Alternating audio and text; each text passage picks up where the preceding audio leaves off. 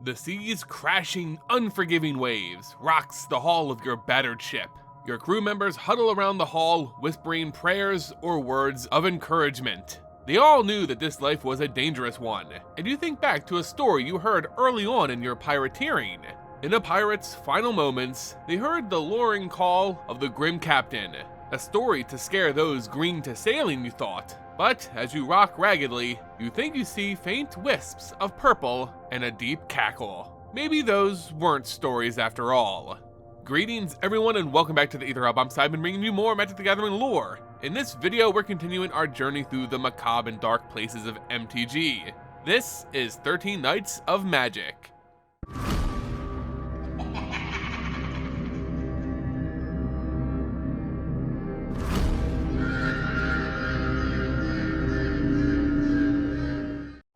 For today's spooky story, I actually want to weave lore with a card preview, as we're getting our first looks at the cards coming in Lost Caverns of Ixalan, with some of which being quite haunting. There's plenty to love about Ixalan if you're a fan of horror stories, from pillaging pirates to spooky spirits, devilish dinosaurs, and gruesome gods. There's a lot to enjoy here if you like being scared. And sometimes the design of these cards goes so well with its story that the card itself is just as terrifying. Today we're looking at a spooky new card introduced in the Lost Caverns of Ixalan. We'll examine the card and then we'll get into the lost lore of it. It's a fun card with a cool design that matches so well with the story behind it.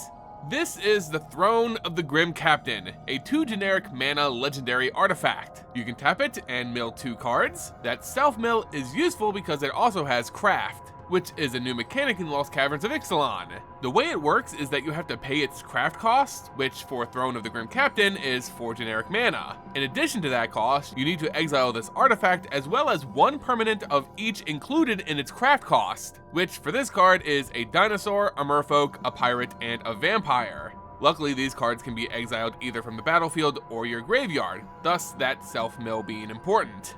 When you activate this card's craft ability, you can flip it and bring out the Grim Captain, a 7/7 legendary skeleton spirit pirate. It has the keywords closely associated with the cards used to craft it: Menace for pirates, Trample for dinosaurs, Lifelink for vampires, and Hexproof for merfolk. In addition to that, whenever the Grim Captain attacks, each opponent sacrifices a non-land permanent, and then you can put an exiled creature card used to craft the Grim Captain onto the battlefield, tap and attacking alongside with it. And notice how you don't have to sacrifice it at the end of your turn. Now, I admit this card is asking for a lot, but in return you also get a lot. I'm not going to say this will be easy to pull off, but for those who do manage it, a 7/7 with hexproof to protect itself that summons extra attacking creatures, some of which could be massive from your graveyard, that's pretty solid. But like any card with huge potential, getting it to work is gonna be rough. And without a doubt, this may be one of the most unusable cards in a limited format that I've seen in quite a while. I'm going to look forward to see if any decks can learn how to break this effectively. While we wait though, we don't have to speculate on the story that this new card tells in Magic the Gathering, so let's get into it. What's the lore of the Grim Captain? Being a pirate on the open seas of Ixalan is a dangerous occupation, from shipwrecks to rival fleets, giant sea monsters, and the treacherous waters themselves. There's plenty of ways for a pirate in the Brazen Coalition to give up the ghost. Living a life where tomorrow is never guaranteed, there of course would build up superstitions and beliefs that surround the untimely demise that occur on the poop deck. The most prominent of these in the pirate's culture is the tale of the Grim Captain. The Grim Captain is a myth, a chilling ghost story told on long voyages to pass the time. Nights stretch on forever on the open seas. It's not surprising that bored pirates would spin tales of a terrifying captain that calls upon the dead to crew his haunting vessel for eternity, if just for a little fun entertainment.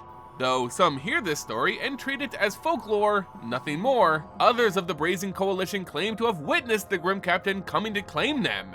Perhaps they were close to death, lost overboard and fished out just in time, and really saw this spectacular spirit. Or maybe the seawater caused them to hallucinate. Either way, there are those in the fleet that believe 100% in the Grim Captain's call. Like any good myth, superstitious beliefs have sprung up to help people cope with the boogeyman of the seas. Pirates are so wary of rising from the dead and joining the Grim Captain's crew that when one tragically passes, the crewmen erect what are known as silent gravestones to guard their corpse. No one knows if they work at all, but it's believed that it helps to ward off the call of the Grim Captain, to silence the lure of undeath. For a true pirate, even one who's dead, will always heed the call of a captain, whether they want to or not.